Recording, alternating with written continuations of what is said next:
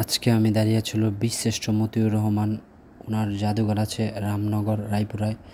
সেই জাদুঘরটা সম্পূর্ণ ঘুরিয়ে দেখানোর চেষ্টা করব। চলুন দেরি না করে শুরু করা যাক। Let's see. আসসালামু আলাইকুম ভিউয়ার্স, সবাই কেমন আছেন? আশা করি সবাই ভালো আছেন। আমার সবচেয়ে নতুন একটা ব্লগ নিয়ে হাজির হলাম। আজকে আমি আসলে রামনগর বিদ্যালয়ে, যেখানে কিনা আপনার বীরশ্রেষ্ঠ মতিউর রহমান ওনার জাদুঘর আছে, সেটা সম্পূর্ণ দেখানোর চেষ্টা করব। সাথেই থাকুন। এটা হলো রায়পুরা থানাতে অবস্থিত। কীভাবে আসবেন সেটাও বলে দেবো ভিডিওর শেষে। চলুন দেখা যাক পরিবেশটা কেমন। দেখতেই পারতেছেন বসার জায়গা দেওয়া হচ্ছে 3-4টা। মূলত চশমা পরা যে লোকটা দেখতে পারতেছেন, বীরশ্রেষ্ঠ মতিউর রহমান, উনি মূলত সশস্ত্র বাহিনীর লোক ছিলেন। আর এই মাঠটা যেটা দেখতে পাচ্ছেন সেটা মূলত রামনগর বিদ্যালয়ের মাঠ। আর তার পুরো নাম যদি বলে, বীরশ্রেষ্ঠ শহীদ lieutenant Motiur Rahman. Lieutenant colonel, তিনি আর্মি লোক ছিলেন। আর জন্ম তারিখ হলো 19 অক্টোবর 1941। বুঝতেই পারতেছেন অনেক বছর আগের কথা। তো শহীদ হওয়ার তারিখ, শহীদ কবে হয়েছেন? 20 আগস্ট 1971। 1971 সালের 20 আগস্ট তিনি শহীদ হয়েছেন। শহীদ হওয়ার স্থান হলো পাকিস্তান। বুঝতেই পারতেছেন লেফটেন্যান্ট কর্নেল বীরশ্রেষ্ঠ মতিউর রহমান আমাদের নরসিংদীর গর্ব, নরসিংদীর অহংকার। আর এটা হলো তার মিউজিয়াম, জাদুঘর বলা যায়। দেখতে পাচ্ছেন এখানে মূলত ডিসি, এসপি এবং হলো আরও গুরুত্বপূর্ণ ব্যক্তিরা এসে এটার উদ্বোধন করেছেন। এবং এটা বুকসেল টাইপ করে মূলত এখানে দেওয়া হয়েছে। প্রথম যে গ্রন্থ সেটা হলো ধর্মীয় বিষয়াদি বই এখানে দেয়া আছে এই বুকসেলের মধ্যে। এদিক দিয়ে দুটো বক্স দেখতে পারতেছেন। বীরশ্রেষ্ঠ মতিউর রহমানের কোনো স্মৃতি বহন করে দুইটা বক্সের ভিতরে। পরের যে পর হলো বাংলা পিডিয়া। এদিক দিয়ে আছে হলো শিশু একাডেমির বই আছে। তারপর এদিক দিয়ে আছে হলো শিশু কিশোর সাহিত্য আছে।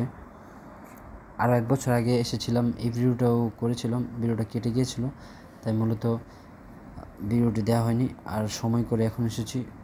তখন যে সঙ্গে ছিলাম তখন মূলত অনেক বাচ্চারা পড়তেছিল এখানে বসে, এবং একটা লোক দায়িত্ব ছিল। মূলত সত্যি কথা হলো যে এখন এসে যেটা বুঝতে পারলাম যে এখানে পুরোটার দায়িত্ব একটা আপু, বড় আপু, আমার বয়স অনেক বড় হবে। এখন মূলত তাকে এসে পেলাম, কিছু কথা হলো তার সাথে এই বীরশ্রেষ্ঠ মতিউর রহমান সম্পর্কে। মূলত নরসিংদী সদর যেই জেলা পরিষদ, সেই জেলা পরিষদের অধীনে মূলত এটা পরিচালিত হয়। সাহিত্য, উপন্যাস, মূলত বই দেখতে পাচ্ছেন এটার মধ্যে। আমি মূলত 2-1টা বই পড়েছি। আর বাংলাদেশের প্রাইম মিনিস্টার এবং জাতির জনকের ছবি দেওয়া আছে উপরে। যেহেতু এখানে একটা মিউজিয়াম, যেহেতু সরকার প্রধানের ছবি থাকা স্বাভাবিক। এদিক দিয়ে দেখতে পারতেছেন যে আরও নানা রকমের বই রয়েছে, মানে পূর্ণ কানায় কানায় বাংলা ইংলিশ বই রয়েছে, কানায় কানায় ভরা জ্ঞান ও বিজ্ঞানের বই এটার মধ্যে। এদিক দিয়ে আপনার আরও বই রয়েছে। এই মিউজিয়ামটার মধ্যে যেটা বুঝলাম সেটা হলো যে তার বাস্তবিক কোনো কিছু এখানে নাই। মানে বলতে যে সব কিছু পড়ে আপনারা বই থেকে পড়ে বুঝতে পারেন। কৃষি ও পুষ্টি বিষয়ক বই, রবীন্দ্রনাথ ও নজরুল বিষয়াবলী বই আছে এখানে। আমাকে এই জায়গাটার নাম পাঠাগার হিসেবে দিলে ভালো হয়, বা লাইব্রেরি দিলে ভালো হয়, কারণ আমি বীরশ্রেষ্ঠ মতিউর রহমানের কিছু বিষয় দেখেছি, বাট বেশিরভাগ জিনিস দেখতেছি বই, মানে বিভিন্ন অন্য বিষয়ক যে বই ওইগুলো দেখতেছি। আরও যদি আপডেট করা হতো বীরশ্রেষ্ঠ মতিউর রহমানের, আরও অনেক কিছু এখানে অ্যাড করা হতো, তো আরও বিষয়টাকে আরও ভালো হতো ব্যাপারটা। এটা আমার ব্যক্তিগত মতামত।